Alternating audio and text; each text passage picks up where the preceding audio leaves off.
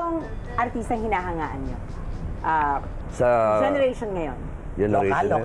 Opo. Ano yung mga bago? O Yung yung, mga bago, bago, yung kahit nakikita dati. nyo, na pag nakikita nyo o nakasama nyo na, nasasabihin nyo na, okay to. nandiyan si Christopher De Leon, Tirso Cruz, at marami pang iba. Marami Younger pang iba. naman, Luis? nandiyan na talaga Hindi sila. ako naman yung ang nakuha, hindi ko makalilimot sa Sampaguita. Alam mo, Sampaguita picture, para si Dr. Perez yun. Ang hindi ko lang makakalimutan na sinabi niya na para kang maging matagumpay sa lahat ng bagay. Basta lakasan mo ang pagpapiyar mo o kaya yun lang, mas anin mo ang public relation mo mas si kaninang tao. Tapos hinahangaan nyo pong artista yung ngayon. Parang ngayon. Ngayon. Parang ngayon, yung mga nakikita-kita Pero ngayon lahat naman ng mga artista talagang hinahangaan ko. Hindi porke artista ako, pero hinahangaan ko. Pero may mga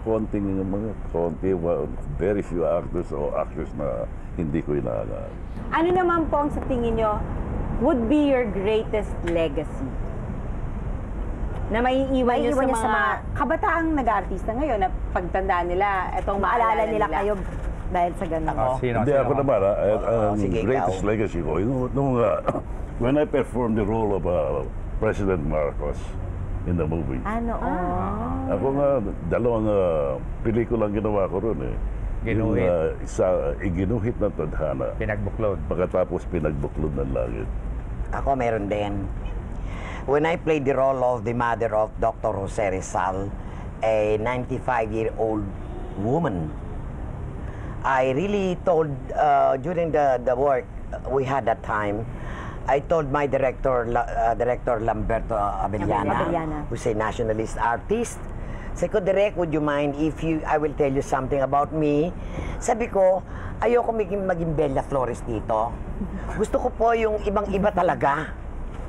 Yung hindi makikilala ako. So, okay, sabi niya, fine.